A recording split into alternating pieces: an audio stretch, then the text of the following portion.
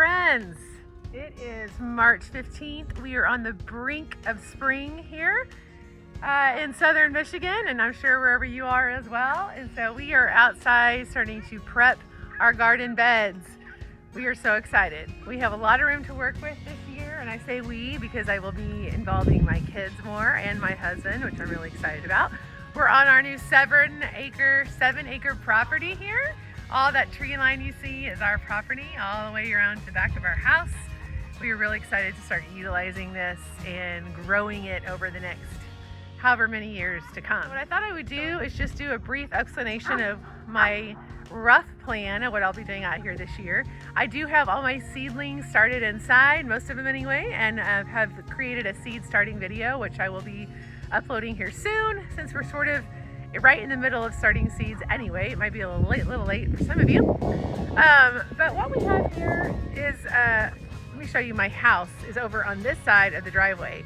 And my thought was, I want to be able to view my garden from my living room and my main rooms in the house. So I have staked out, my husband and I have staked out this whole plot from this pole right behind me all the way over to where you see the chickens over there, who are actually working the ground and prepping the ground for me right now.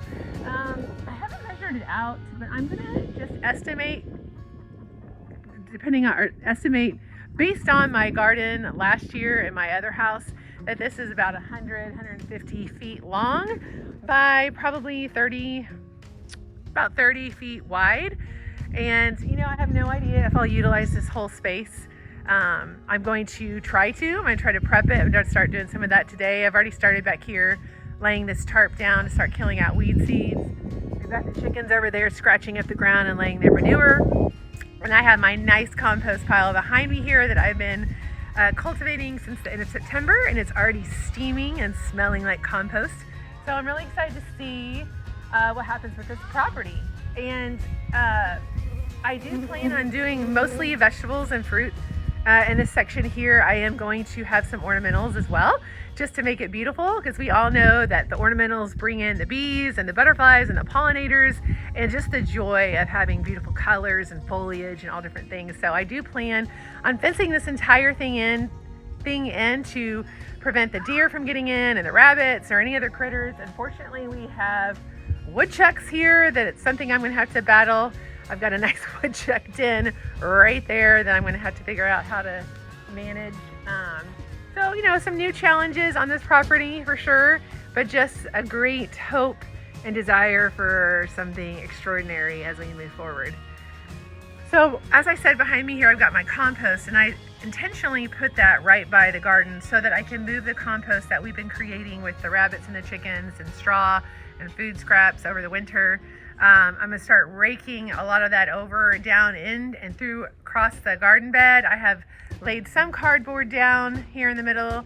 I do have this black tarp. I'm about to put another tarp down to kind of really start killing the weed seeds. I have a bunch of straw back here behind me. This is where the chickens were over the winter. So this over here is nice and fertilized. All this straw bedding was kind of what we laid out for them to walk on. So I can rake that over on top of the beds here. I am going to have to do more of an in-ground method this year that I will continue to build up on over the years to come. I'm a big believer in sheet composting, or what I call lasagna gardening. I really believe that helps to, what's the word? I really believe that the practice of layering into the garden and composting from the ground up really helps to build the nutrient system to really make sure you have a full scope of nutrients and minerals and all the things that the plants need. So that's my goal. I don't have store-bought materials necessarily to add, because that would be costly, but I am going to use a lot of materials around on this property, like leaves and composted leaves and straw and grass clippings and topsoil and chicken manure and all the things that nature has left me here to start building the soil up. And I do plan to do a soil composition test to see the nutrients that are here or that maybe we need to supplement. We did do a very basic soil test to see like what percentage of our dirt is clay, silt, and sand, and I will probably do another video to show you how you can do that. But for the time being, my goal is to get these tarps out, to rake out this straw.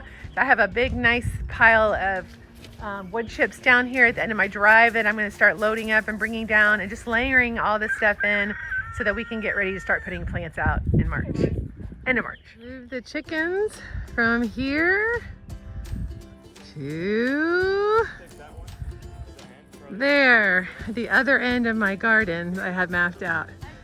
And now, this is the cardboard I laid down last fall. Now I'm laying down this tarp to start getting ready to put plants in here once the weeds are killed out and the sun warms up. And there's my compost, which is hot and steaming and looking amazing. And then we'll rake all that straw and manure from the chicken yard over there into this area. Pretty cool.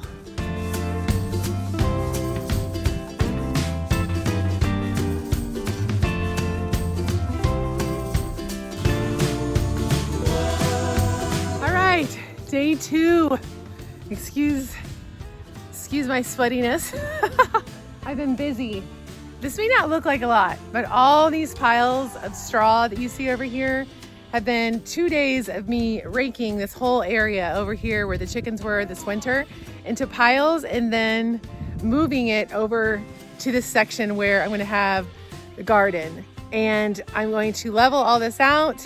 I'm going to put the tarp over it.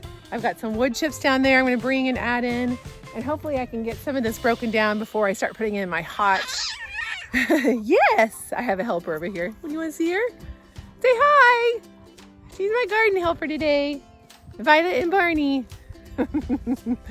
So hopefully I will get all that done and get the tarps over it so they can start breaking down even more and killing any weeds that are underneath there. I'll be honest, a lot of this is really just trial and error to see what works this year and what doesn't.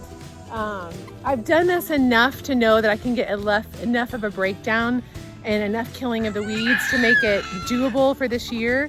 And then towards the end of the season, I'll have more time to really prep the gardens better for next year. We didn't have a lot of time when we moved in last fall, and I was fresh out of the hospital having a baby. And so this is not ideal for me, but it's still workable. And I like showing you guys how you can make something like this doable, even if you didn't have the time to prep it beforehand. So anyway, I'm going to be, not today, but tomorrow, probably raking all this out, bringing the wood chips down. I've got a bunch of leaves that I found around the property.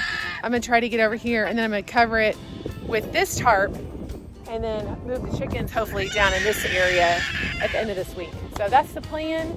We're still prepping the grounds, and so I can put my seeds that I've got growing inside here at the end of the month. I also have a whole host of potatoes that I need to get out here, and I am honestly probably gonna put them over here where the chickens have been, and I'm just gonna layer them with straw.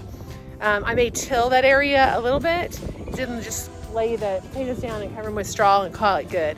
And that'll be that section of the garden. So I think that's gonna be my plan. That's the easiest thing to do. Because I need to get those in the ground sooner than later. So that's what's been going on here. And I gotta get this girl inside. I'll see you later.